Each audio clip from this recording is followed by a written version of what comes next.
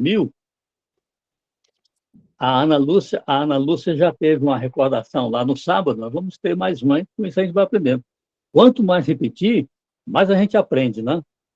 Então, nós vimos lá no capítulo de 144 mil, capítulo 7, que havia 4 anjos segurando os ventos da terra para que eles não soltassem esses ventos.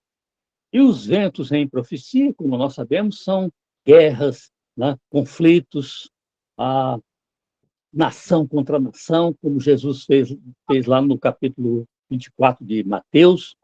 Então, eles estavam segurando. De repente veio um outro anjo, disse: não danifiqueis nem a terra, nem o mar, nem as árvores, até que nós selemos o povo de Deus. Então, na realidade, aquele anjo estava trazendo o selo de Deus. Então, nós vimos que o selo de Deus era o sábado, que estava na sua lei, escrito na lei. Na realidade, o selo de Deus é toda a lei, como vimos aqui, mas o sábado é especial. É o selo, e lemos lá em Ezequiel 20, 12 e o verso 20, Deus dizendo que o sábado é o selo, é um sinal entre mim e meu povo. Então, o sábado, minha gente, é um selo de Deus. E aqueles que serão salvos estarão selados com o selo de Deus. Nós, quando aceitamos o sábado, aceitamos o batismo, o plano da salvação, Cristo, o Evangelho, então somos selados também com o selo de Deus. Nós temos esse selo. E depois nós passamos para os 144 mil. Esses 144 mil, como nós mostramos na semana passada, são um grupo especial, né? Até estava falando hoje à tarde com o Mateus sobre isso, é um grupo especial que estará vivo quando Jesus voltar, um grupo que não se contaminou com outras igrejas, eles não pertenceram a outras igrejas, é um grupo especial, descendentes lá das tribos de Israel, da época pré-Jesus, né? Tínhamos lá as 12 tribos, com a destruição do templo no ano 70 pelo general Tito, essas tribos terminaram, elas perderam a referência e se espalharam pelo mundo através de diásporas. Mas existindo em todas as épocas os descendentes das 12 tribos de Israel. E quando Cristo voltar, a Igreja Adventista crê assim, quando Cristo voltar, eles serão 144 mil separados para serem salvos, estarão vivos quando Jesus voltar, juntamente com milhões e milhões e milhões de salvos, como João fala lá no capítulo 7, o verso 9. Ele olhou e viu uma grande multidão, né, adorando ao Senhor, cantando louvores ao Senhor, de salvos, multidão de salvos. Então, esses 144 mil, na realidade, é um número simbólico. É um número simbólico. Eles representam os que estarão sendo salvos quando Jesus voltar. Então, nós apenas estamos dizendo aqui que eles serão um povo especial com características especiais. Eles, por exemplo, a primeira característica é aquela que eles guardam a lei de Deus, especialmente o selo de Deus, que é o sábado. Uma outra característica, eles vieram de uma grande tribulação. Nós falamos aqui que, quando sair o decreto dominical, logo teremos uma perseguição, porque aqueles que estão guardando o sábado não vão aceitar o decreto dominical, que será um decreto universal emitido pelo protestantismo apostatado norte-americano e apoiado pelo Vaticano e apoiado por todo o mundo.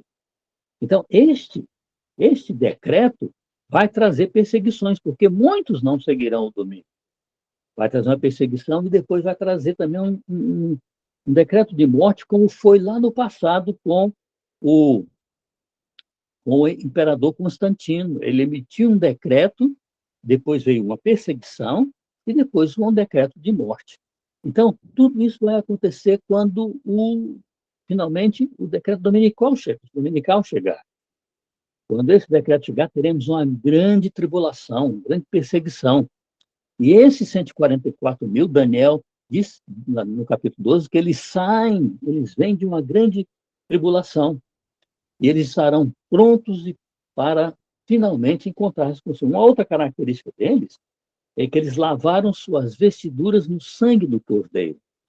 O que é isso? É o que nós estamos tentando fazer hoje, aceitando o Evangelho, aceitando o plano da salvação, aceitando o próprio Cristo, vivendo com o selo de Deus. Isto é que nós estamos nos lavando no sangue, na nossa vestidura, no sangue do Cordeiro. O sangue de Cristo foi derramado na cruz, o sangue de Cristo nos remiu. E a cruz também faz parte dessa remissão. Então, nós somos um povo, seremos um povo também separado, porque muitos não aceitarão guardar o sábado, muitos não aceitarão o plano da salvação, e aqueles que aceitarem estarão realmente aguardando a vinda do Senhor Jesus, é o que nós estamos fazendo, nos fortalecendo dia a dia, buscando ao Senhor dia a dia, na nossa oração, na leitura da Bíblia, fazendo o que estamos fazendo aqui, tirando um tempo para aprendermos mais da sua palavra. Gente, existe promessas específicas para aqueles que estudam Daniel e Apocalipse. Vamos lá que nos diz, lá no grande conflito, que aqueles que estudam Daniel e Apocalipse estão se preparando muito mais do que os outros para a segunda vinda do Senhor Jesus.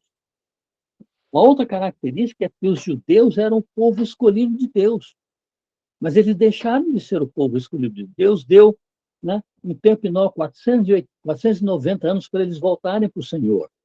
Mas eles não voltaram. Eles não voltaram. Então, quando Jesus foi preso para ser morto, eles apresentaram algumas características que Deus realmente deixou de ter esse povo como povo de Deus. Primeira cara, eles disseram a Pilatos: nós não temos rei, não temos nenhum rei. O nosso rei é César. Isso foi uma afronta a Deus. Depois eles disseram: nós não queremos Cristo, nós queremos Barrabás. Solta-nos Barrabás, uma outra afronta ao Senhor. Depois eles disseram: crucifica-o, uma outra afronta. E finalmente eles apedrejaram Estevão. Quando eles apedrejam Estevão no ano 34, termina o tempo para que Deus havia dado para que eles voltassem para ele. Então, ali eles deixam de ser o povo de Deus, não são mais judeus, povo de Deus, e sim um povo onde a salvação será totalmente individualizada. Não que os outros não tivessem, mas eles eram um povo especial para Deus. E no ano 34, com o apedrejamento de Estevão, eles deixaram de ser o povo de Deus. E, finalmente, nós vemos que eles eram um povo especial, um povo que estava preparado e que estará vivo quando Jesus voltar, imaculados, para receberem a coroa de ouro e as vestes brancas. Alguma dúvida até aqui, gente, sobre esse capítulo 7, que nós vamos entrar agora lá no capítulo 2 de Daniel. Alguma dúvida? Israel. Se vocês tiverem dúvida, pode apresentar, se não, pode mandar por áudio depois, né? Deixa eu perguntar bem rapidinho aqui. Vale. As suas perguntas são boas, e às vezes as pessoas querem perguntar e não se sentem à vontade. Você pergunta por tudo, não? Exatamente. Vale, Mateusão.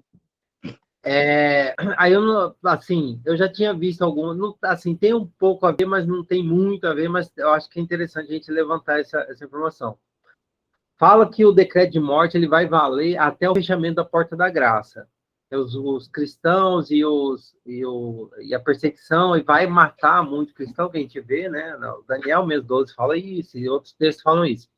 Vai haver uma perseguição como nunca houve, tá? Aí a nossa igreja ela entende que essa morte dos cristãos, dos selados, vão acontecer só até o fechamento da porta da graça. Aí depois do fechamento da porta da graça não vai haver mais morte. Mas eu não consegui achar nenhum texto correspondente. Eu até procurei alguns vídeos, algumas coisas, mas não achei. Tem algum texto ou é uma inferência que se faz? Como que é isso? Olha, Mateus, eu sei que tem isso no Espírito de Profecia. Eu vou procurar amanhã e mando para vocês. Ela diz o seguinte, que enquanto o decreto dominical estiver em vigência, haverá perseguição. E durante essa perseguição, alguns naturalmente vão sucumbir, vão morrer, né? Mas quando Cristo sair do lugar santíssimo, lá no santuário celestial, quando ele tiver terminado o juízo investigativo que está sendo realizado hoje, começando pela igreja do Senhor e pelos vivos, quando ele finalmente terminar, né? Ele sai do santuário solitário e diz: está consumado, uma voz que todo o universo vai ouvir. Está consumado, está pronto, terminei o meu trabalho. A partir daí, não há mais esperança para as pessoas buscarem a Deus, para pedir perdão dos pecados, né? Para estar com Cristo, porque foi fechada a oportunidade para isso acontecer. Então, quando se fecha a porta da graça, vai descer uma proteção especial sobre o povo de Deus. E ninguém mais vai morrer, ninguém mais vai se ferir. Deus vai enviar muralhas de anjos para guardar o seu povo. Tanto que depois virão as 7 pragas. Mas essas 7 pragas não atingirão o povo de Deus, que eles estarão protegidos. As 7 pragas serão para aqueles que não aceitaram o selo de Deus, para aqueles que rejeitaram o evangelho, rejeitaram a Cristo. As 7 pragas serão para estas pessoas. Depois dessas 7 pragas, então, a 5ª praga vai cair exatamente sobre o oposto a Deus, né, que é o sistema religioso romano. Depois de tudo isso, quando essas 7 pragas acabam, aí Cristo volta nas nuvens do céu. Então, na realidade, você tem razão quando diz que nessa perseguição, Deus vai permitir para provar a nossa fé. Né? Muitos vão realmente sucumbir. Mas Deus vai nos proteger de tal ordem, quando terminar aí o juízo investigativo. Então, fecha a porta da graça e as 7 últimas pragas. Então, são 3 ainda, 3 eventos que não estão acontecendo. Os 4 primeiros estão acontecendo, que é a sacudidura, a chuva temporã, né? O alto clamor, que é a pregação do evangelho, e o juízo investigativo. Esses eventos, antes da vinda de Cristo, estão ocorrendo hoje, estão se cumprindo.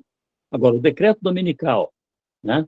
Com ele virão 4 pequenos eventos, que é o selo de Deus, que vai mostrar quem está realmente Deus, a marca do poder romano, depois temos o sinal, depois temos a imagem do poder romano, e temos o pequeno tempo de angústia que Daniel fala lá em Daniel 12, que é esse tempo de provação de onde vieram os 144 mil.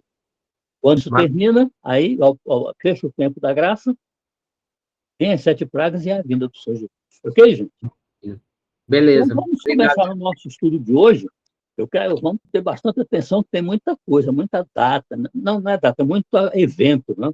A gente vai falar devagar, para a gente poder assimilar esses eventos, porque somos bem-aventurados de estar estudando, Daniel. Isso me alegra muito, viu? Me deixa muito feliz. Gente, os profetas Isaías, Jeremias e Ezequiel, especialmente Isaías e Jeremias, eles receberam profecias de Deus para falar ao povo na época deles, para que o povo se voltasse para Deus. Isaías falou muito isso, Isaías vivia alertando o povo, Jeremias vivia alertando o povo. E o que os reis faziam era perseguir esses profetas. Além deles não voltarem para Deus, eles perseguiam os profetas. O Ezequiel foi levado para a Babilônia, né? Ele foi levado e de lá ele alertava o povo. Aí, como o povo não aceitava Deus, não queria voltar para Deus, ainda perseguiam os profetas, Isaías foi perseguido, Jeremias foi jogado dentro de um poço, né? A partir do momento que eles não aceitavam, então os profetas diziam: olha, vai haver uma grande perseguição, nós vamos ser levados para o cativeiro. Os reis achavam que eles falavam só coisas ruins para o povo. Isaías dizia: vocês vão para o cativeiro. Vai vir aqui o rei de Babilônia e vai levar todo mundo para o cativeiro. Eles não acreditavam nisso.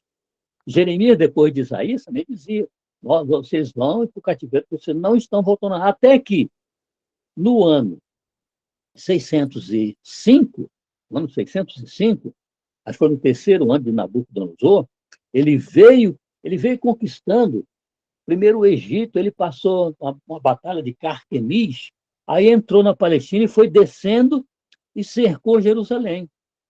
Então, cercou Jerusalém e levou muitos cativos da parte mais nobre dos judeus, onde eram Daniel, Azarias, Misael, Ananias. Esses 4 jovens eram eram a nata dos judeus, assim como até os reis ele levava. Os reis levaram as pessoas, levaram as famílias. Então, nessa primeira leva, Nabucodonosor levou para a Babilônia muitos judeus. Ele levou também os vasos utensílios sagrados da casa de Deus, do templo. Ele levou tudo isso para a Babilônia. Mas ele não se conteve com isso. Aí, no ano 597, ele voltou à Babilônia e levou muito mais gente. Levou muito mais gente e levou os vasos sagrados da casa do rei. Então, nós temos os vasos sagrados do templo, ele levou na primeira leva, e levou na segunda leva os vasos sagrados, os utensílios sagrados da casa do rei. Tanto, viu, Jô, que são nesses vasos que lá no capítulo 5, o Belsazar vai, na sua festa, vamos falar no finalzinho, ele vai mandar trazer os vasos e os utensílios, as taças, que o avô dele, o Nabucodonosor, havia levado de Jerusalém para a Babilônia. Aquela noite ele vai pegar os utensílios sagrados e vai tomar vinho, junto com as suas prostitutas, as suas concubinas, as suas mulheres, os seus deuses, nos vasos sagrados que estavam no templo em Jerusalém. Então, Nabucodonosor veio a segunda vez e levou mais gente para a Babilônia, cumprindo-se assim aquilo que Isaías alertara, aquilo que Jeremias falara, que eles iriam ser cativos. E Nabucodonosor, não se contentando com isso, ele vem uma terceira vez, no ano 586. Quando ele vem a terceira vez, aí ele leva o resto das pessoas para a Babilônia cativa, para servirem como escravos, e ele queima o templo e destrói a cidade. Tanto que depois, quando Ciro... Bom, eu falo isso depois. Quando Ciro vai libertar os cativos, 70 anos depois, Jeremias havia previsto 70 anos que eles ficariam em cativeiro. Então, quem vem de Babilônia para Jerusalém para reconstruir primeiro o templo é Zorobabel. Zorobabel vem lá de Babilônia com 50 mil judeus e constrói o templo. Depois vem o Esdras para construir a cidade. E depois, na terceira leva, vem o Neemias para construir os muros. Então, nós temos, primeiro, que os judeus vão para a Babilônia, cativos, e depois vem, em 3 levas, eles vêm lá de Babilônia para Jerusalém, para construir primeiro, reconstruir o templo, reconstruir a cidade e reconstruir os muros. Aí, então, Jerusalém, o templo está reconstruído, eles vão viver uma vida mais normal. Bom, Nabucodonosor veio e exterminou, simplesmente ele exterminou o templo, queimou o templo e queimou a cidade. E os judeus estavam lá em Jerusalém.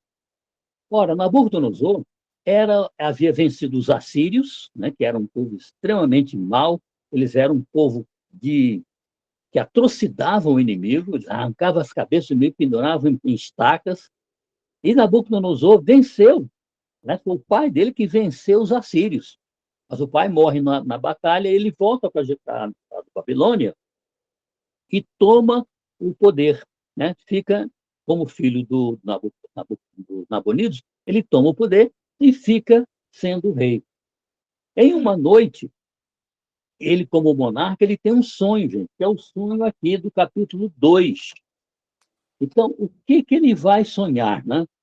Ele vai sonhar com uma estátua. Nós já sabemos a história, não vamos ficar muito tempo nisso. Ele vai sonhar com uma estátua, e essa estátua que ele sonha é um sonho que Deus dá a ele, mostrando a história do mundo desde a época dele até a segunda vinda de Cristo. Quando ele acorda de manhã, ele fica preocupado porque ele não se lembrava do sonho. Ele não se recordava o que ele havia sonhado. Então ele chama os magos, chama os adivinhos, chama os cortesãos, chama os astrólogos, e Daniel e os seus 3 companheiros faziam parte desses sábios de Babilônia. Porque quando Daniel e os 3 companheiros dele foram para a Babilônia, eles foram escolhidos pelo chefe lá da cozinha, né, para não dar comidas ruins para ele, e eles foram escolhidos pelo rei para fazer parte da assessoria do rei. Então, eles eram também, junto com os sábios, junto com os magos, junto com os astrólogos, eles também eram sábios de Babilônia. E o rei ficou preocupado, minha gente, porque os babilônios, naquela época, quando os reis sonhavam, era uma coisa muito séria.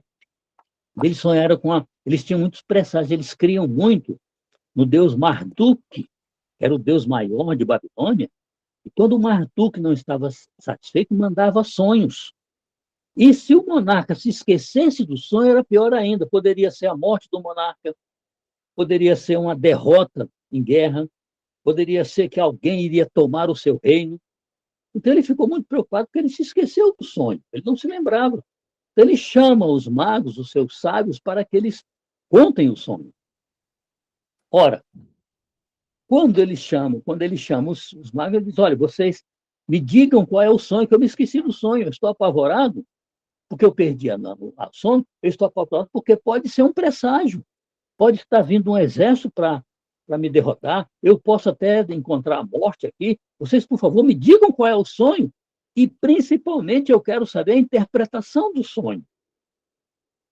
E aí eles disseram: olha, rei, o senhor nos conte o sonho, que nós vamos dar a interpretação. Ele disse: mas eu não sei o que é, eu não sei o que eu esqueci o sonho. É isso que vocês têm que fazer, têm que me dizer o que foi. Como eles não conseguiram dizer o que era, então o rei decretou a morte daqueles homens. Eles seriam despedaçados juntamente com suas famílias e as suas casas seriam derrubadas. Ora, quando Daniel soube disso através de Arioque, o assistente do rei, Daniel perguntou: o que está vendo? Não, é que o rei quer saber a interpretação do sonho e ninguém está sabendo dizer. Então Daniel diz: pede ao rei um tempo que eu vou tentar decifrar isso. Então Daniel apresenta o problema para os seus 3 companheiros e eles caem de joelhos em oração. Eles imploram, clamam ao Senhor. No capítulo 2 nós vimos a oração de Daniel. E Deus, então, à noite, em visão, concede o sonho do rei e concede a Daniel a interpretação do sonho. Então Daniel ficou muito feliz com isso. Ele volta ao Arioque e diz: me introduz na presença do rei e eu vou contar ao rei qual é o sonho e qual é a sua interpretação. Ora, mas você tem conta? Vou interpretar. Então ele vai à presença do rei. E o rei está nervoso lá, e Daniel chama: ó rei. Então eu gostaria de ler o que foi que Daniel falou aqui para interpretar aquilo que Deus queria, né? Aquilo que o rei queria. Então ele vai dizer: respondeu o rei e disse a Daniel, cujo nome era Belsazar, no capítulo 26, pode tu fazer-me saber o que vi no sonho e a sua interpretação? Respondeu Daniel, na presença do rei, disse: o mistério que o rei exige, nem encantadores, nem magos, nem astrólogos o podem revelar ao rei. Mas há um Deus no céu, o qual revela os mistérios, pois fez saber ao rei Nabucodonosor o que há de ser nos últimos tempos, nos últimos dias. Eu vejo Daniel, essa era a hora, gente, de Daniel trazer para ele toda a fama. Ele podia ter dito assim: o rei, eu vou interpretar o sonho, eu sei qual é a interpretação, eu vou lhe dizer qual é o sonho, eu sei muito mais do que esses caras que tem aí. Mas o Daniel salvou a vida daqueles seus colegas de trabalho, não. Ele disse: há um Deus no céu que revela segredos. Ou seja, aí ele já estava introduzindo a presença divina de um ser muito maior do que Marduk, o Deus de Babilônia, um ser muito maior, que era o Deus do céu, porque mesmo Marduk não pôde revelar os segredos para os magos. Então, ele vai dizer: olha, rei, olha aqui o que ele vai no verso 28. O teu sonho e as visões da tua cabeça, quando estavam no teu leito, são estas. Ele vai dizer: estando tu, ó rei, no teu leito, surgiram pensamentos a respeito do que há de ser depois disto, ou seja, depois do reino dele. Aquele, pois, que revela mistérios, se refere a Deus, que revelou o que há de ser.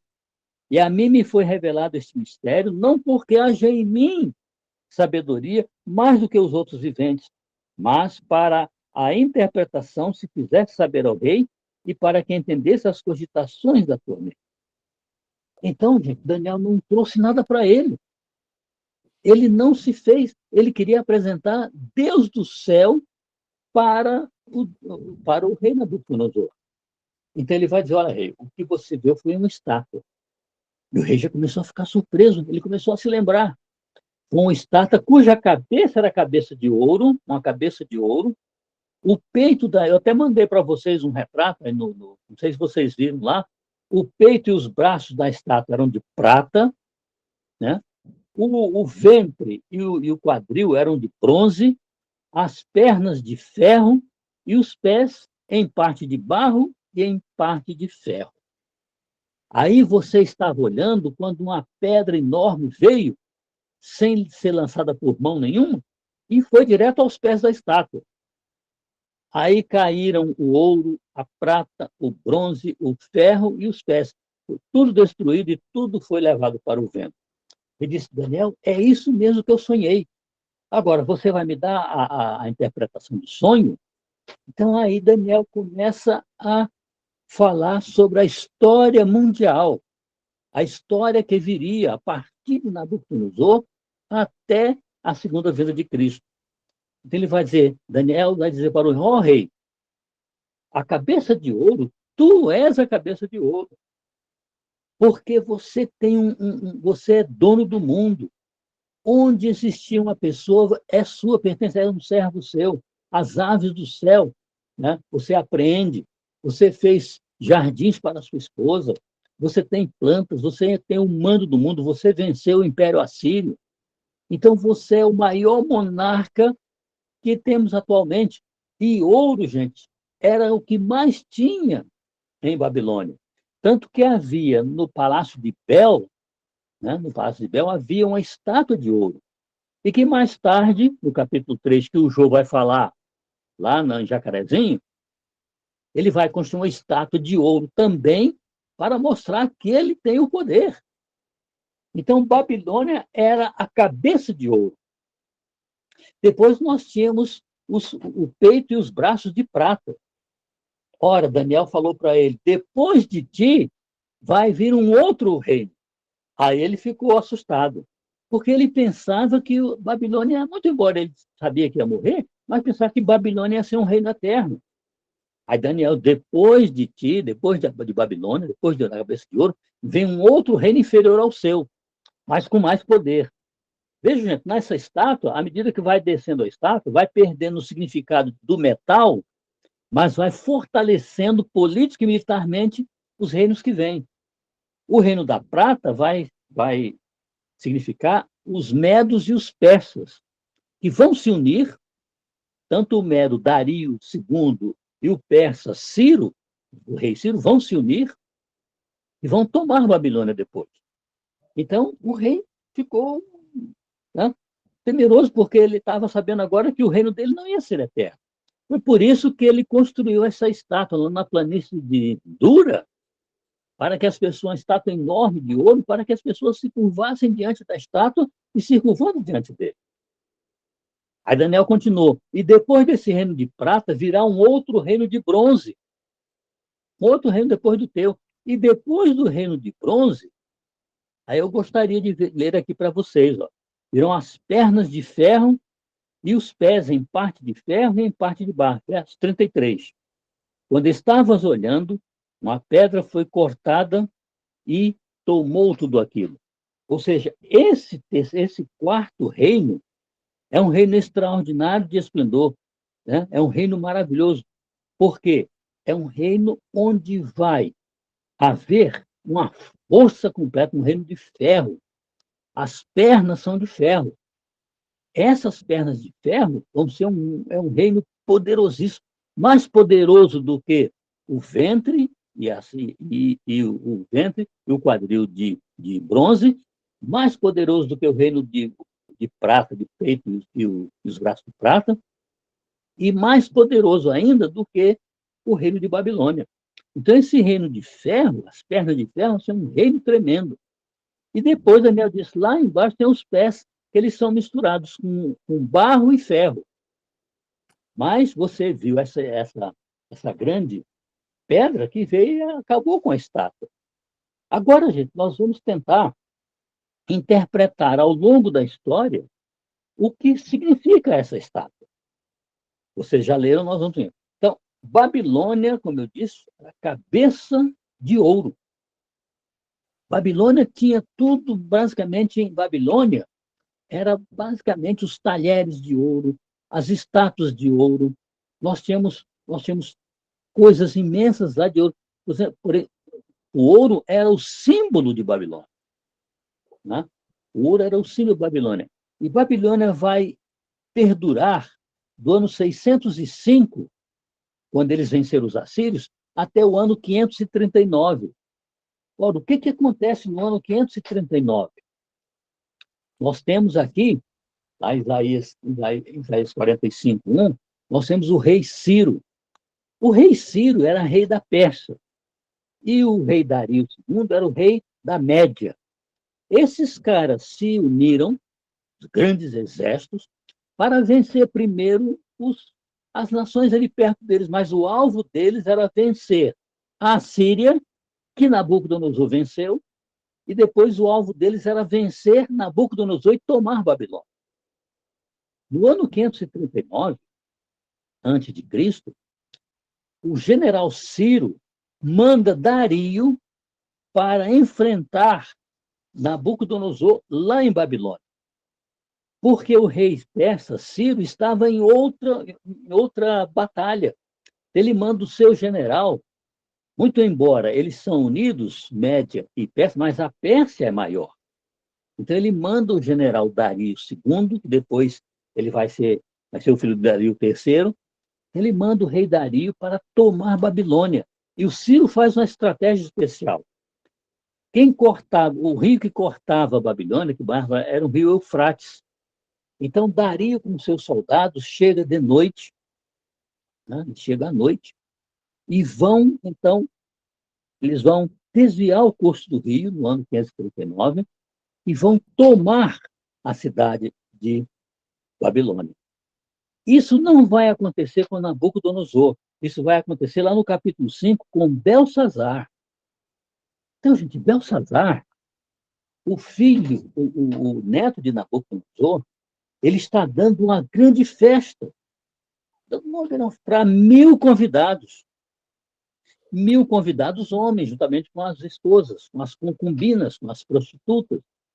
Então, ele está dando aquela grande festa.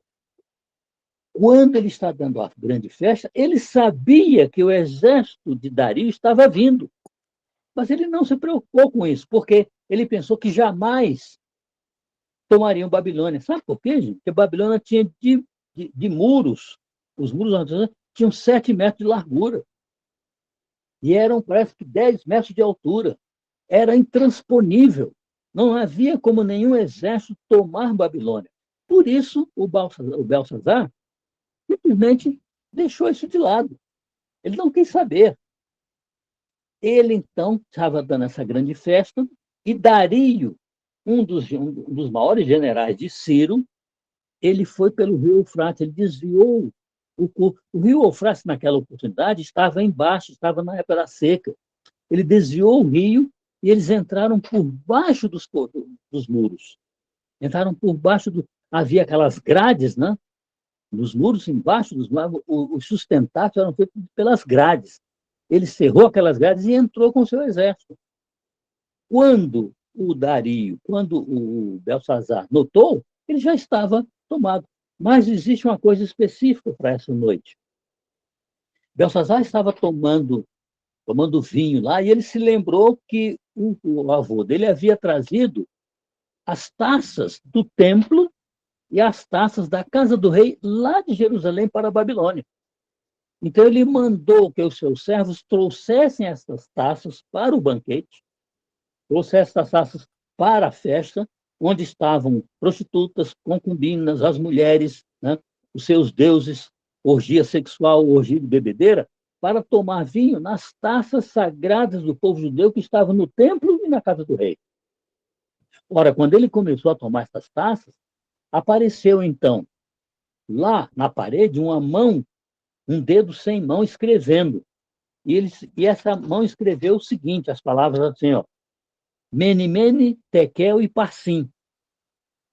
Ora, ele ficou apavorado, porque todos eles viram esse dedo escrevendo isso na parede. E eles não sabiam, ele convocou então todos os magos, os adivinhos, para darem a interpretação daquilo, mas ninguém sabia.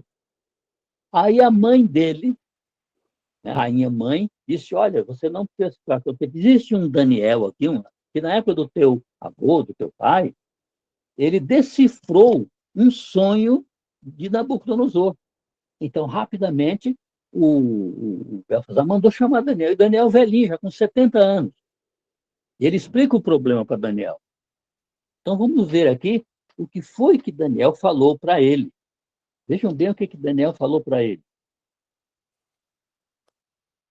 Assim, no mesmo instante, no capítulo 5, apareceram uns dedos da mão de um homem que escreviam defronte do candeeiro na caiadura da parede do Palácio Real. O rei viu os dedos que estavam escrevendo. Então se mudou seu semblante e os seus pensamentos o turbaram. As juntas dos seus lombos se relaxaram e os seus joelhos batiam um no outro. O rei ordenou em alta voz introduzir os encantadores, os caldeus, os feiticeiros, mas ninguém pôde revelar isso. A rainha mãe sugeriu Daniel. Então, Daniel, no verso 13, Daniel foi introduzido à presença do rei. Falou o rei, disse a Daniel, você, zombando, você é aquele Daniel dos cativos de Judá, que meu pai trouxe de Judá? Tenho ouvido dizer a seu respeito que o Espírito dos deuses está em você e que te chamam luz da inteligência e excelência e sabedoria. Aí vai aqui no capítulo 16. Eu, porém, tenho ouvido dizer de ti que podes dar interpretação e solucionar casos difíceis. Então, respondeu Daniel no verso 17. É importante a gente ler isso, gente. Os teus presentes, ele queria dar presentes para Daniel, os teus presentes fiquem contigo. 18. Ó rei, Deus o Altíssimo deu a Nabucodonosor, teu pai, que na realidade é teu avô, o reino e grandeza, glória e majestade. Por causa da grandeza que ele deu, povos, nações e homens de todas as línguas tremiam e temiam diante dele. Matava a quem queria e a quem queria deixava com vida. E quem queria exaltava e a quem queria abatia. No verso 21, foi expulso dentre os filhos dos homens o seu coração e foi feito semelhante aos dos animais na sua morada junto com os jumentos monteiros. Depois, no verso 22, tu, Belsadar, que és seu filho, não humilhasse o teu coração, ainda que sabias tudo isso, e te levantaste contra o Senhor do céu, pois foram trazidos utensílios da casa dele perante ti, e tu, os teus grandes, e as tuas mulheres e as tuas concubinas, bebestes vinho neles. Além disso, deste louvores aos deuses de prata, ouro e bronze, de ferro, de madeira e de pedra, que não veem, não ouvem e nada sabem. Aí ele vai interpretar, gente, o que foi escrito. Verso 24. Então, da parte dele foi enviada uma parte de Deus, né, que traçou a escritura. Esta, pois, é a escritura que se traçou. Mene, Mene, Tekel, Parsim. Esta é a sua interpretação. Contou Deus o teu reino e deu cabo dele. Tekel, pesado foste na balança e achado em falta. Pérez, dividido foi o teu reino e dado aos medo-persas. Nesta mesma noite, Dario II entrou pelas grades, ele desviou o curso do rio, entrou pelas grades e tomou Babilônia, e o rei Belsazar foi morto naquela noite. Então, em 539, Dario II toma, né, Nabucodonosor, toma o rei de Belsazar, toma a Babilônia, e a partir daí ele passa a ser o quê, gente? O peito de prata e os braços de prata. De 539 até 323, o Império Persa vai dominar o mundo. Mas em 323, sobe um rei tremendo, um conquistador maravilhoso, que é Alexandre o Grande, Império Grego. Alexandre o Grande toma o mundo aos 22 anos de idade. Ele chora porque não existe mais país para conquistar. Ele e seus generais tomam todo o mundo. Inclusive, tomam também o Império Medo-Persa. Na batalha de Grânico, depois teve a batalha de Isso, e depois da batalha de Arbelas, também chamada de Galgamela, em 331, Alexandre toma todo o império Medo-Persa. E aí o Império Grego começa a reinar no ano 323. E tem uma longa história do Império Grego que vai helenizar os outros mundos, vai helenizar na língua, na cultura, né? na, na, na religião, tudo ele vai colocar helenizando, ou seja, tornando todo mundo como se fosse grego.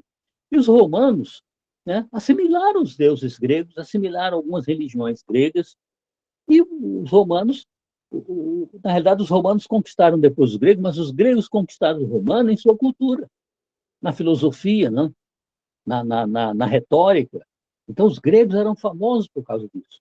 Alexandre morre, gente, aos 32 anos de idade, vítima de uma febre. E aí o seu reino, o filho dele era incapaz, o seu reino é dividido entre 4 generais. Lisímaco, Seleuco, Ptolomeu e o último não estou lembrado. Eram 4 generais. Eles, então, tomam o reino de Alexandre e vão brigar entre eles. Então, este reino de Alexandre vai ser enfraquecido e, a partir do ano 190, os romanos começam a tomar o Império Grego, começando das guerras macedônicas.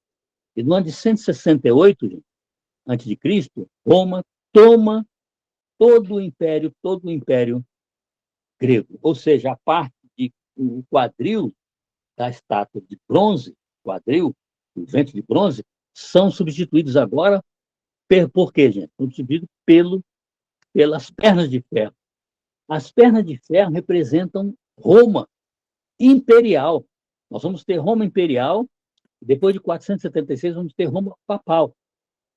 Roma imperial começa o seu domínio em 168 a.C.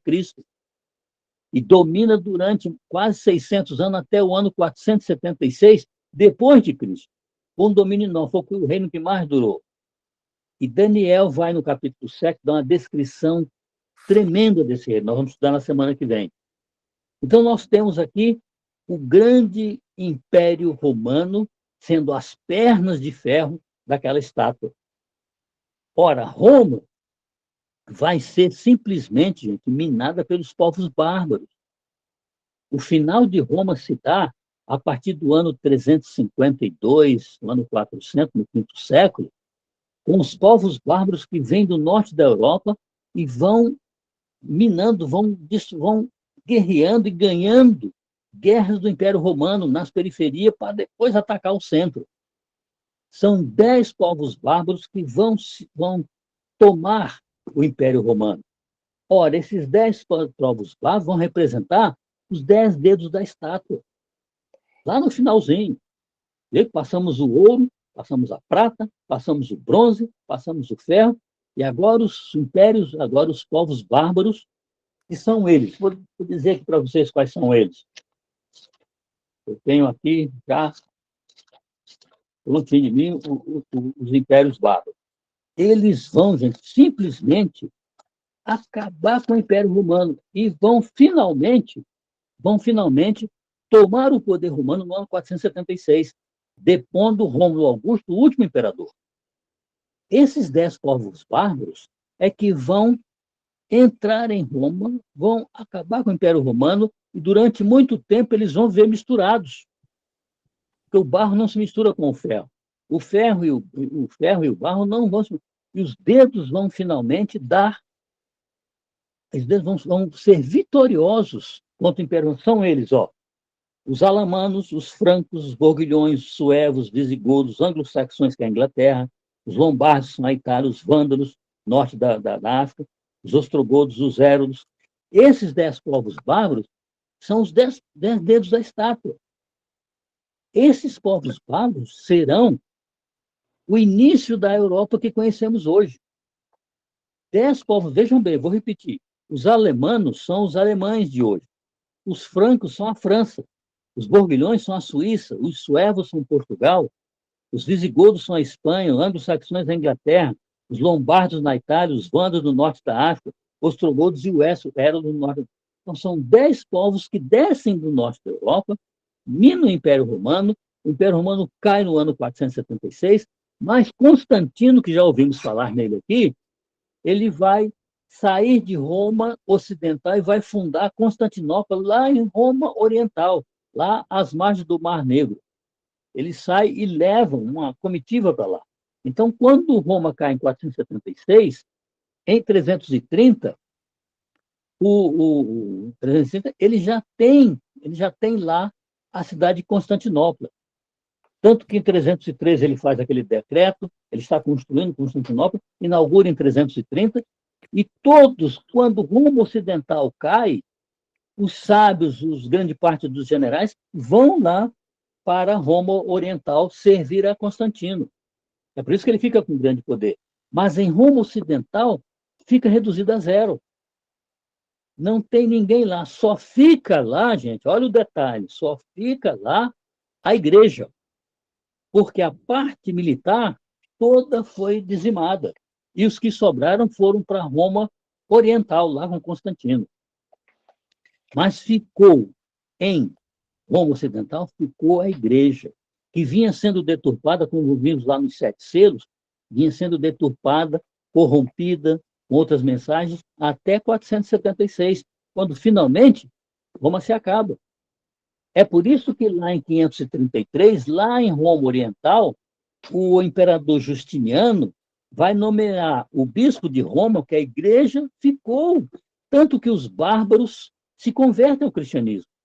Eles dizem, nós vamos nos converter ao cristianismo, nós vamos trazer nossas mulheres, nossos ídolos, nossos costumes, nosso paganismo para dentro da igreja. A igreja foi completamente corrompida. É por isso que Constantino, que o Papa, que o imperador Justiniano, em 533, ele vai nomear lá em Roma Ocidental, aquela que foi destruída militarmente, o bispo de Roma como sendo o pai da igreja para todo o Império Romano, inclusive lá para Constantinopla. Então, nós vimos aqui o início da Europa moderna, que existe hoje aqui, só que uma coisa, o barro e o ferro não se unem nunca. A Europa de hoje não se une. Eles são mais de 10, tem a Europa Ocidental, são 10 países, mas existe a Europa, a cortina de ferro lá no leste europeu, existe a Europa na Escandinávia, existe no sul da Europa. Então, vocês vejam que a Europa Ocidental ela não se une. Vários generais tentaram unir, mas a profecia diz que o barro não se une ao ferro. Eles são desunidos, eles não vão se unir nunca até a vinda de Cristo. Ou seja, eu tenho uma listazinha aqui, eu sei mais ou menos de cor. Veja, Guilherme II da Alemanha tentou unificar a Europa, Carlos Magno tentou unificar a Europa, o Carlos V, imperador espanhol, tentou unificar a Europa, Luís XIV, francês, tentou unificar a Europa, Napoleão tentou unificar a Europa, Hitler tentou unificar a Europa, mas não conseguem, porque a profecia não pode falhar. Barro não se une ao ferro. Eles vão até o final. Agora, eles puseram, vocês podem dizer assim, mas já tem a União Europeia, né? Só com a moeda. A União Europeia é só o euro, mas cada um tem o seu governo, cada um tem as suas idiosincrasias políticas e militares. O que eles tentaram fazer, unir politicamente, não conseguiram, mas puseram a moeda. A moeda não é a parte política, nem a parte religiosa. A moeda é simplesmente um meio financeiro. Isso não significa união. Tanto que você tem toda a Europa, a Alemanha, a Inglaterra, a Áustria, você tem toda a Europa desunida. Cada um é um país. Então, gente, o que a profecia mostrou? O que o sonho de Nabucodonosor mostrou? O sonho de Nabucodonosor mostrou que o mundo, a história mundial iria ser seccionada. Agora, existiu um império que substituiu o Império Romano? Não. Depois do Império Romano, foi o Império da Europa, foram os países da Europa Ocidental que até hoje estão aí. Agora, o que Daniel diz? Daniel diz assim, que nos dias desses reis, aí sim, vem um reino que será eterno, que é aquela pedra. Quando a pedra finalmente vier, que é Cristo, aí vai destruir o Estado europeu, a União Europeia, vai destruir o ferro e o barro, vai destruir as pernas de ferro, vai destruir o ventre de bronze, vai destruir o peito e os braços de prata, e vai destruir totalmente o ouro. Foi o que aconteceu com a estátua. Quando Cristo velho, Daniel dizendo, no dia desses reis, que rei, gente? No dia dos países europeus.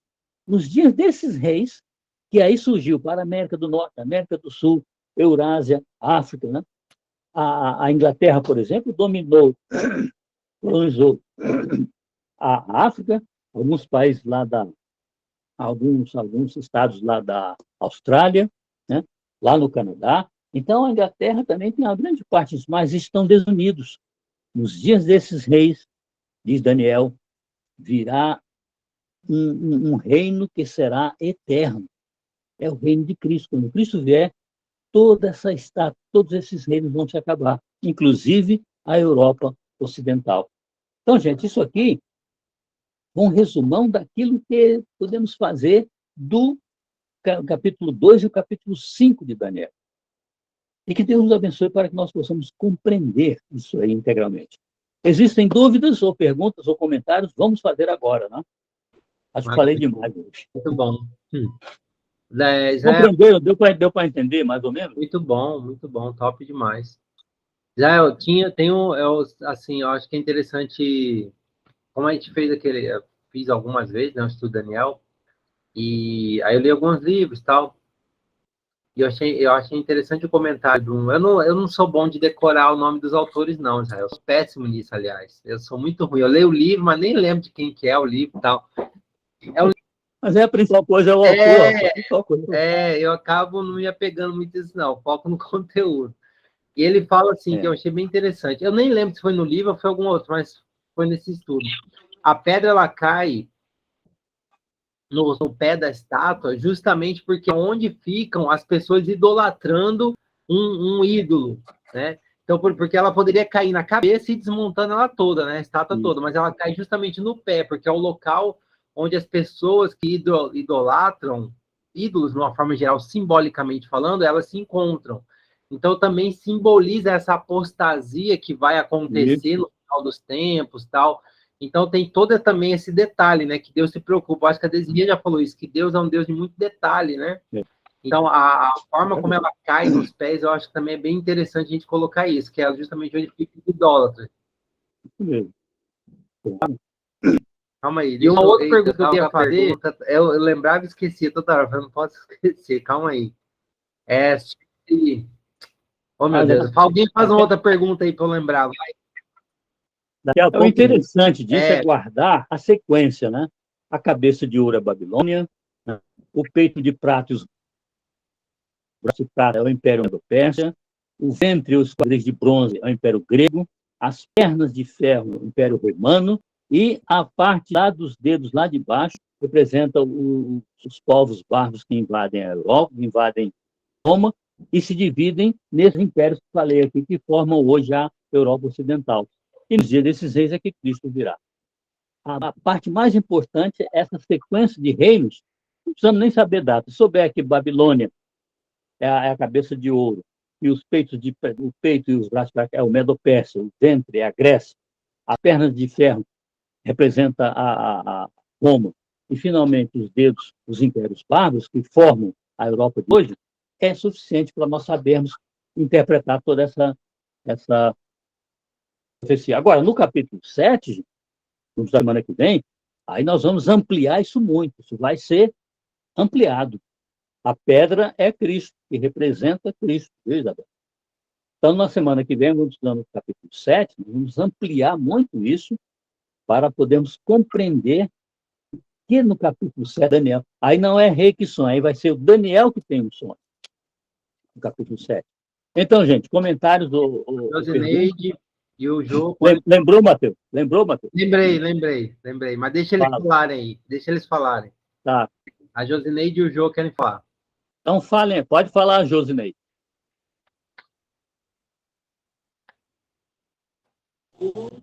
Não, o que eu queria saber, o irmão Matheus já fez a pergunta aí eu já tirou minha dúvida. Tá bom. Fala, Jô. Grande Jô. Bom, meu amigo, eu tenho duas colocações. A primeira sobre o versículo 41, Daniel 2, que quando ele fala em barro, ele fala que é barro do oleiro. Não é isso? Isso. Pois é. E eu li o livro de Segredos de Daniel, de Jacques de Urcan. Ele fala que temos uma boa razões para crer que o barro na base da estátua representa um poder diferente, de natureza religiosa. Não é isso? Que o barro do oleiro, o oleiro é aquele que faz o jarro, que faz o... Isso. Que Deus, ele que fez o homem de barro, né? Tem uma referência mais ou menos sobre isso. Depois eu gostaria que tu falasse sobre isso. E uma outra curiosidade que eu gostaria de passar para vocês é que quando você falou que o Belsazar foi omisso, naquele momento em que ele ficou sabendo que os medo-persas estavam invadindo a Babilônia, mas ele não deu muita... Ele não se importou muito, né?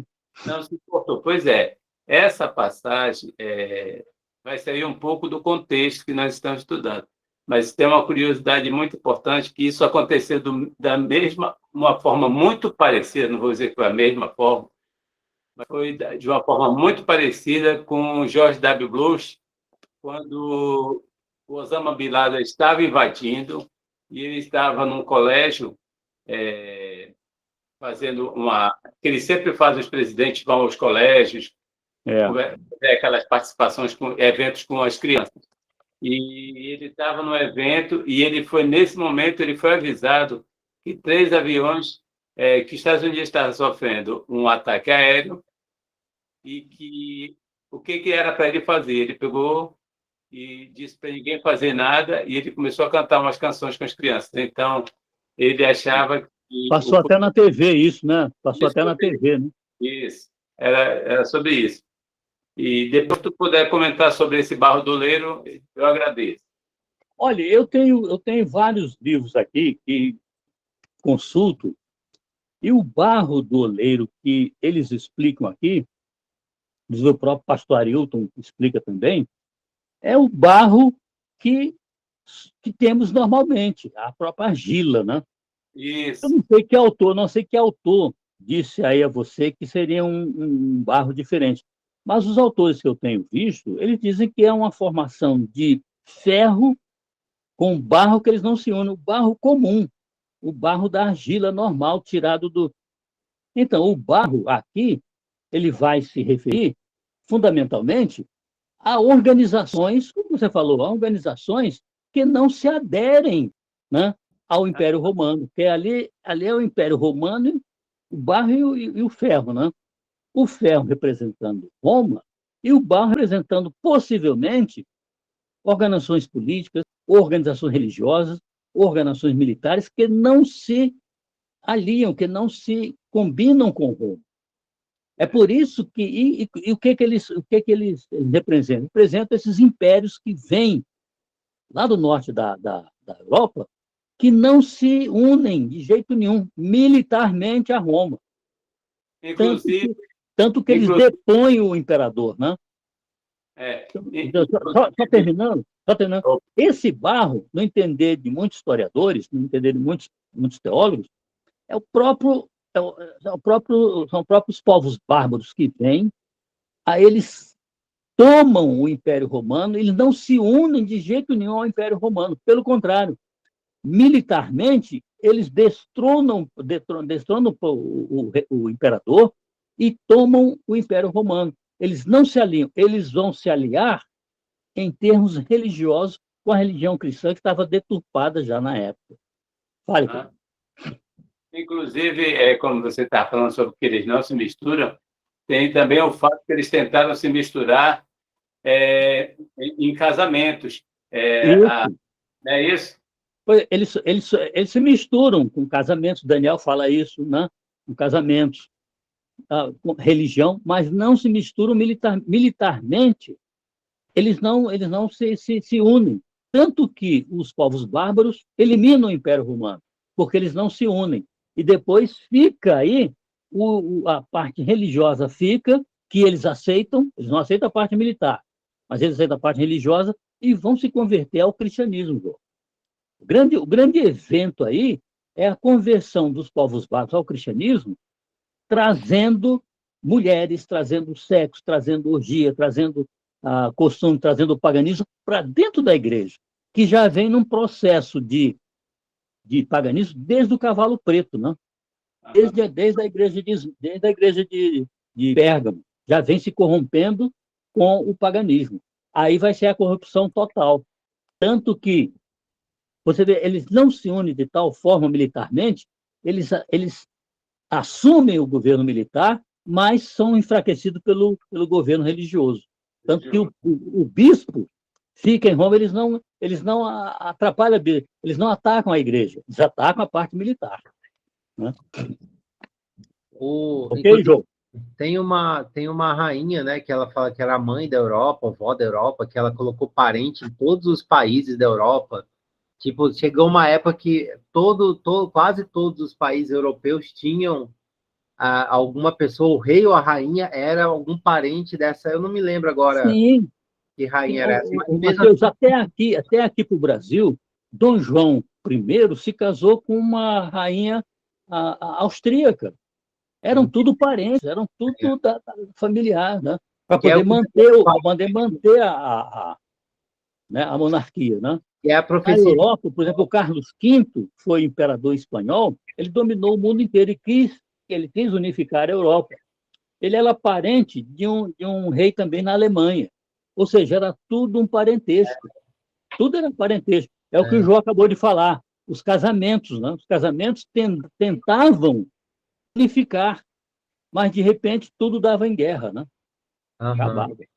Aí, o que eu queria comentar, Israel, que eu lembrei, não tem muito a ver, mas eu acho que é bem interessante a gente colocar. Porque, como ele está falando de Belsazar, quando o Nabucodonosor ele perde a consciência racional e fica como animal, a Bíblia não diz claramente quem é que fica no lugar dele.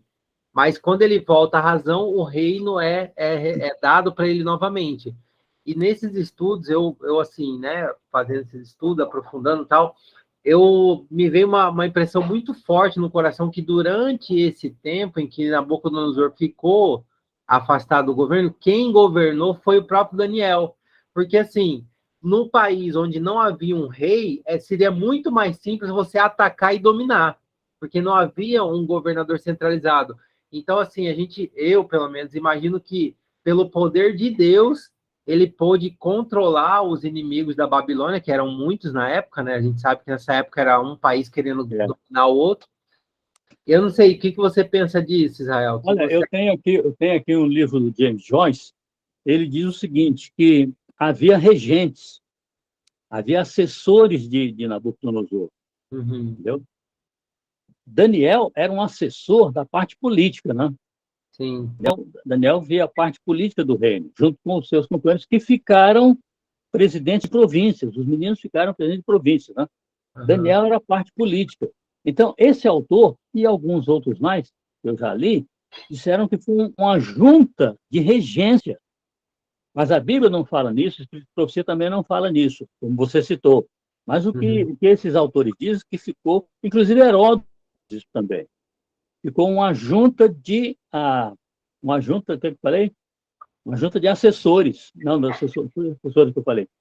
Tinha os assessores dele, ficaram como regentes, agora lembrei. Ficou uma regência.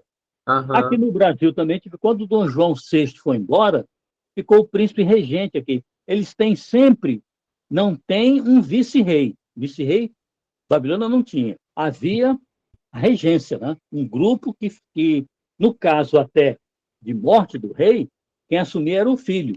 Mas, nesse caso, o menino era muito pequeno ainda. Então, assume uma regência. Segundo James Joyce, Heródoto e alguns outros que eu posso até te mandar depois. Maravilha. Mas a Bíblia não diz isso, e também a sua sugestão parece bem, de Daniel. Daniel seria a parte política, não seria a parte administrativa do reino, não?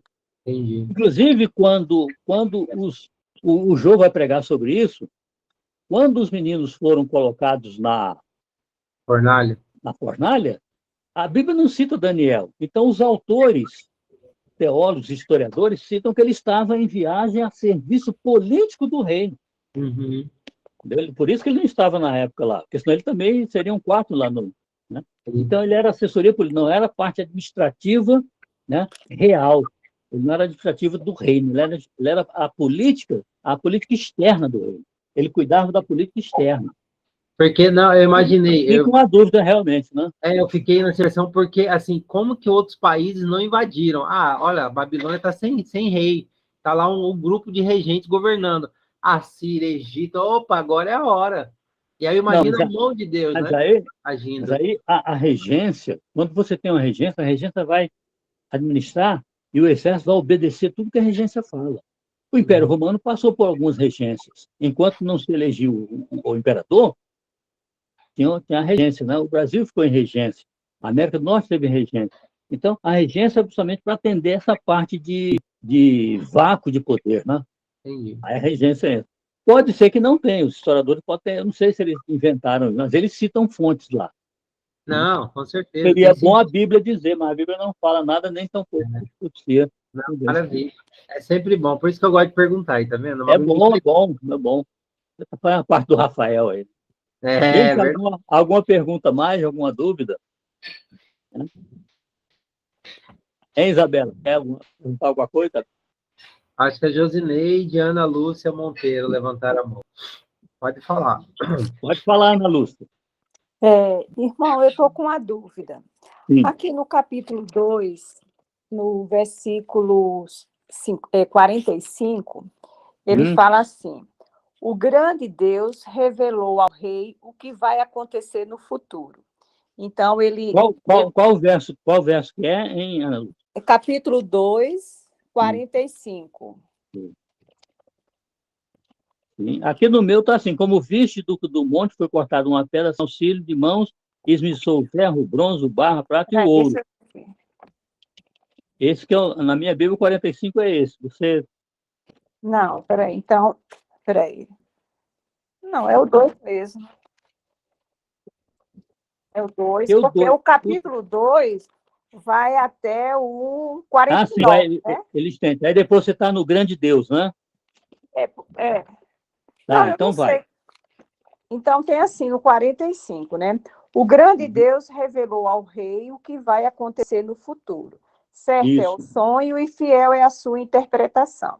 Então, aquilo ali, eles explicaram, foi revelado o que iria acontecer no futuro, o que nós estamos vivenciando hoje, não é isso? Tá. Isso. Foi ao longo do tempo acontecendo, né? Não se cumpriu o tempo de Daniel. Certo. Foi se cumprindo ao longo do tempo. Agora, hoje, é Roma quem está dominando essa questão eu digo assim, da religião no mundo, e qual dos países, assim, da Europa Central e da Europa Ocidental que não se une, que é contra Roma? Porque eu acho que eu teria que estudar assim, um pouco de história e de geografia para a gente entender melhor, né? Aí por isso que a Bíblia chama você para estudar outras coisas, né? Aí eu queria assim, que o senhor, como professor de história, me desse assim, uma simples iluminação para me entender. Olha só, Ana Lúcia. Isso aí a gente vai falar quando estivermos no capítulo 13, mas eu vou adiantar alguma coisa. Veja bem, o Vaticano ele perdeu totalmente o seu poder no ano de 1798, quando o Papa Pio VI foi preso por ordem de Napoleão e levado para a França. Em fevereiro de 1798, o Papa Pio VI foi preso por ordem de Napoleão. O general Berthier prendeu o Papa e levou o Papa para a França, onde ele vai morrer 2 anos depois. Ora, por que estou dizendo isso? Porque Roma, a organização católica, o sistema religioso católico, perdeu muitas coisas com isso.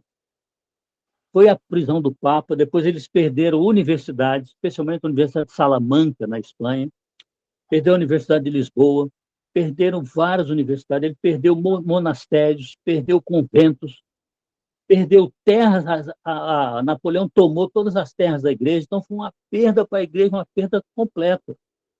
Mas no ano de 1801, Napoleão devolveu, né, o papado para o sistema religioso romano.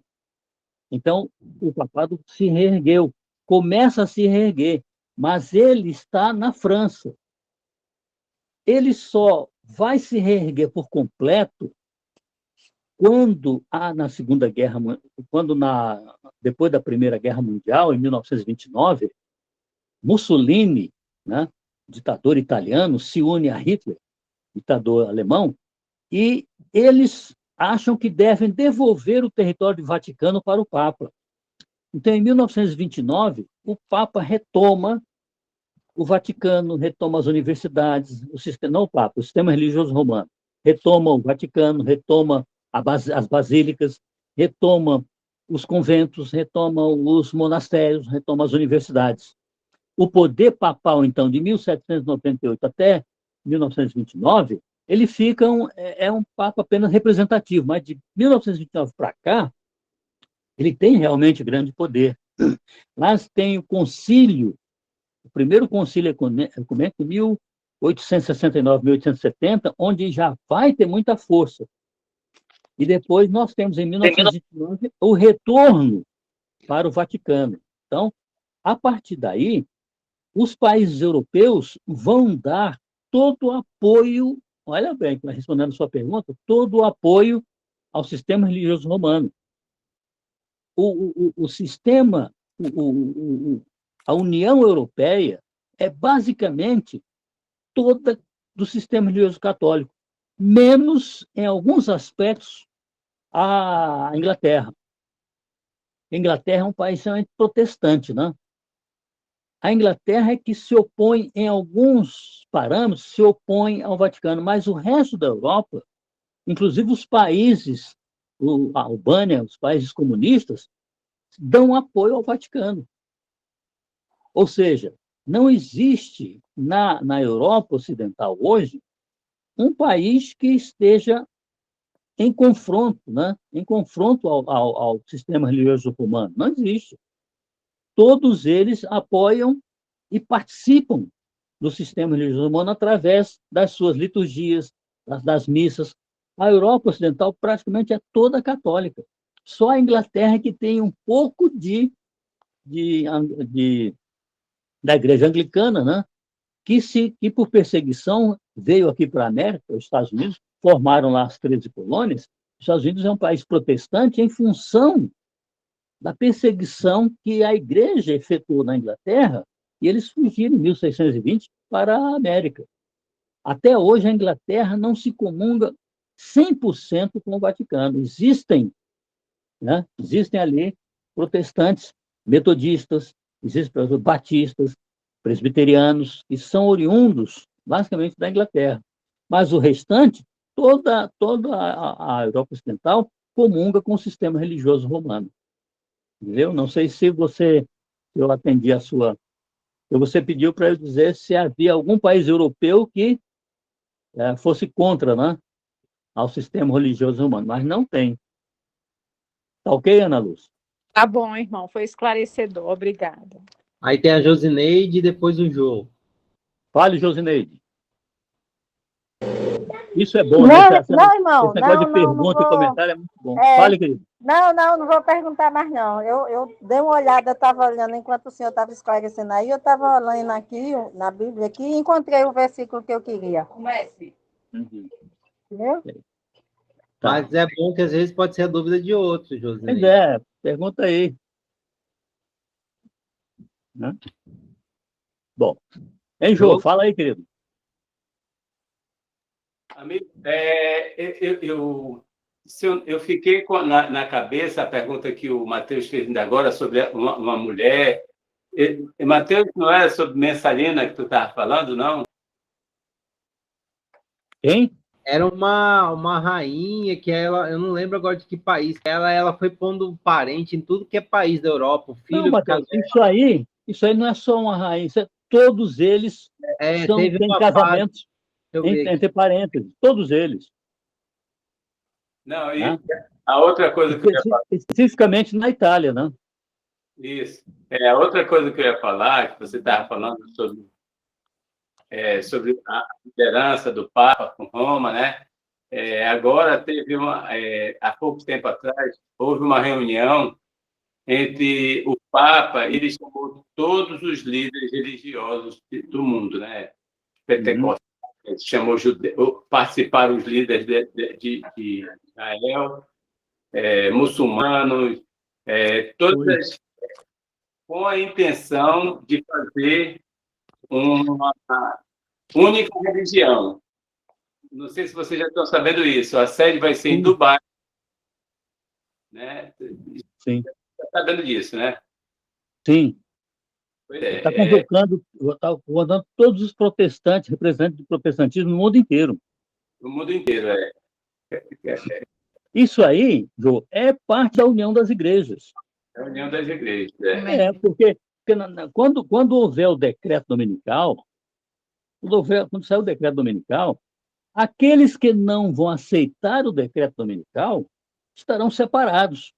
Isso. Agora, aqueles que aceitarem o decreto dominical, aliás, já aceitaram o decreto dominical, que é o sinal do poder religioso romano, que é o domingo. Então, todas as igrejas que seguem o domingo estão seguindo, na realidade, a lei do homem, do catecismo romano.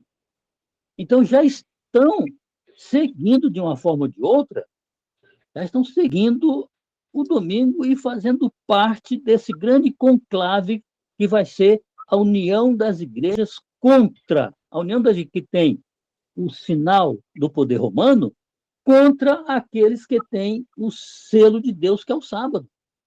Então, isso já é evidente.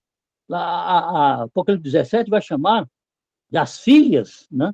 As filhas do poder romano são o protestantismo apostatado, que é o batista, é o presbiteriano, é o metodista. Todos eles guardam o domingo, ou seja, estão seguindo o mesmo padrão de lei estabelecido pelo sistema religioso romano. Não segue o sistema religioso estabelecido por Deus, que é o selo de Deus, que é o sábado. Então, ele está convocando todo mundo para já dar início a uma união geral, quando aqueles que não seguem essa união vão ser perseguidos. Né? Teve uma reunião agora nas Nações Unidas que a ideia deles para derrubar o cristianismo no mundo é colocar que nós somos homofóbicos. E aí eles vão querer que a nossa igreja aceite o casal homossexual, o casamento gay. Porque o próprio chefe da igreja romana está aderindo a essa ideia, mas nós não. Então, o Jô, vai haver muitos pontos de contrafação entre aqueles que guardam, que seguem o sistema religioso romano e aqueles que seguem o sistema religioso do selo de Deus. Vai haver muita coisa. Nós não vamos entrar, então, por isso haverá aí uma perseguição contra esse povo, né? Haverá muito mais coisas, muito mais coisas disso aí. Mas, irmão, assim, eu conheço várias pessoas, inclusive senhoras e senhores, que, assim, quando a gente vai falar alguma coisa a respeito disso, aí eles falam assim, não, mas o pastor falou tal coisa. Então, são pessoas assim, eu acredito que são pessoas que não conhecem totalmente a verdade. Exatamente. Aí, o que vai acontecer com essas pessoas? Olha, Atos 17:30 diz assim, Deus perdoa o tempo da ignorância. Você tem razão em dizer que elas seguem o líder religioso. Se o líder religioso diz, olha, isso aqui é para fazer, e a pessoa não tem o conhecimento, Deus vai perdoar. Deus perdoa o tempo da ignorância. A partir do momento que a pessoa conhece, você falou um ponto certo. Você falou que aquelas pessoas não conhecem. Não sabem desses estudos de Daniel. Como não sabem, seguem a ordem do líder religioso. Se o líder religioso segue o padrão do sistema religioso romano, ela vai seguir também. E aí Deus vai julgar, né? Nós não podemos julgar, Deus vai julgar. Né? De acordo com as obras, né? E aí ele vai tocar e vai separar, vai fazer. Mas, Jô, eu só queria fazer um comentário em cima dessas questões que estão sendo levantadas aí, que hoje a gente vê muitos vídeos, né? A união disso, união daquilo, moeda única, governo. A gente tem que ter muito cuidado, porque o que eu estou percebendo? Satanás, ele tem colocado muitas ideias falsas sobre isso. Acabar com as empresas privadas, vai fazer uma moeda única para o mundo todo. Aí a pessoa fala assim, bem, como ainda não tem uma moeda única para o mundo todo, então esse cara que está aí não é o anticristo, esse governo que está sendo estabelecido não é o anticristo. Então eu estou percebendo que Satanás, ele está querendo confundir também. Ele está colocando muitas coisas que não precisam acontecer para se estabelecer o governo do anticristo. Como se aquilo fosse um requisito. Só vai ter o governo do anticristo quando isso acontecer, quando isso, aquilo acontecer. Mas isso não precisa ter uma moeda única em todo mundo. Não precisa ter uma política única em todo mundo. Basta ter uma lei que todos sigam. Foi igual da máscara. A Organização Mundial da Saúde mandou assim, entre aspas, todo mundo usar máscara. Mas o Brasil virou muçulmano por causa disso? O Brasil virou islâmico? Ou a democracia? Ninguém mudou a política, mas eles seguiram a regra que foi estabelecida lá de cima. E assim vai acontecer. Exatamente. Então, eu acho que é importante... Né? Isso, a gente, como adventista, a gente ter esse discernimento. Porque eu, nos meus grupos de adventistas, eu já recebi muitas... vai acabar? O que eu nem li aí? Não, viu, Matheus? Foi interessante se tocar nisso aí, porque realmente vai haver muita coisa com as quais nós não vamos concordar. Uhum. Daí a perseguição, daí o decreto de morte. Nós devemos, gente, estar preparados, porque vai haver um decreto. Esse decreto já está pronto. Quem é que está seguindo esse decreto? É só o romanismo? Não. São todas as igrejas unidas ao romanismo. É o que o João acabou de dizer. Vai haver uma união disso aí e nós estaremos ali aguardando o resultado disso, né? Verdade. Acho que será justamente o resultado do que nós não vamos concordar. E aí, então, se você não concorda, não pode comprar, não pode vender, você vai se virar com você mesmo. Vai para as montanhas, vai comer frutos silvestres, né? Irmão, aqui é a esposa do Ju. Só para... É porque a irmã fez uma pergunta agora sobre... Eu entendi, assim, que ela estava perguntando sobre em que tempo a gente está vivendo na estátua, né? Mais ou menos assim. Só que já aconteceu tudo, né? Basicamente tudo. Nós estamos vivendo no finalzinho, né? No final, pedra, né? Quando voltarmos para Apocalipse 3, nós vamos descobrir isso. Mas já estamos vivendo no final. Só basta apenas abrir o sétimo. Quando Cristo abriu o sétimo selo, é a volta dele. É a pedra, da estátua. Estamos vivendo no final do sexto selo. Entendeu? No finalzinho já as coisas. Você vê, gente, esse terremoto que aconteceu agora lá na Turquia, né? 20 mil mortos, isso é um sinal da vinda de Cristo. Porque lá em São Mateus 24, vão acontecer guerra sobre guerra, nações contra nações, peste, terremotos, conflitos em vários lugares. Então, isso é sinal da vinda de Cristo. Nós estamos vivendo no finalzinho do sexto selo para entrar o sétimo selo e Cristo voltar. Visto que, viu? Qual é o seu nome, a esposa do João? Emily. Viu, Tigo? Então, o que vai acontecer antes de Cristo voltar? O decreto dominical, o fechamento da porta da graça e as 7 últimas pragas. E a irmã White nos diz que serão tempos rapidinhos, serão acontecimentos que vão passar muito rápido. Uhum. Eu creio que estamos já no final do final do final. Falta só a pedra, né, na estátua. Quando a estátua vai, a pedra da estátua vai escrito daqui, Cristo vai estabelecer o seu reino. Obrigado por você ter lembrado disso. Eu acho que eu não tinha atendido bem acho que foi da Ana Lúcia. Eu entendi mais ou menos assim, mas o que o senhor falou também era a pergunta dela. Pois sim. Obrigada, professor. Nada. Então, minha gente, que coisa boa, né? Eu fico contente com isso, viu? Porque nós estamos aqui desvendando, né? Destrinchando, cavando a palavra de Deus. É isso que Deus quer da gente, né? É massa. Que privilégio a gente tem, né? Verdade. Isso é bom. Privilégio nosso um professor desse. É isso. Vamos orar, meu irmão? Alguém tem outra pergunta? Marilda quer falar? Não? Então vamos orar, né? Quem gosta? Marilda, você ora para nós, por gentileza, Marilda? Teu telefone, teu microfone está fechado. Muito bom hoje. Vamos orar. Oremos. Querido Deus, amantíssimo Pai, nós te agradecemos por esse estudo maravilhoso que tivemos. Que teu Santo Espírito, Senhor, abra nosso entendimento, que a gente, todos os dias, se aperceba de todas as coisas para nos prepararmos para esses últimos dias, Senhor, para a vinda de Jesus. E que nós possamos estar, ainda que separados, Senhor, mas tendo a oportunidade, através da tecnologia, da gente poder se aprofundar mais, cada dia mais, na leitura da Tua Palavra, na compreensão dela, Amém. para que nós possamos estar preparados para a vinda de Jesus. Amém. Fica com cada com cada uma das pessoas que está aqui, com cada família representada aqui, dando-nos, Senhor, saúde física e mental, Senhor. Nós te perdoa as nossas falhas,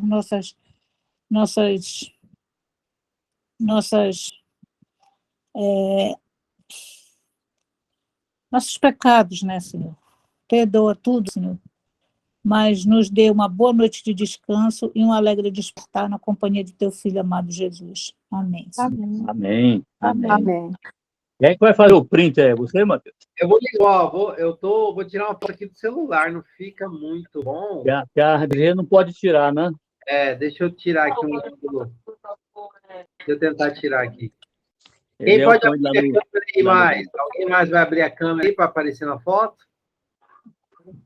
E aí, então? Tem que aparecer, irmão. Bom. Aí, é isso, vamos lá. Parece todo mundo, né? Ficou um pouco Isso. claro aqui, mas vem para aí, ó. Aí, maravilha.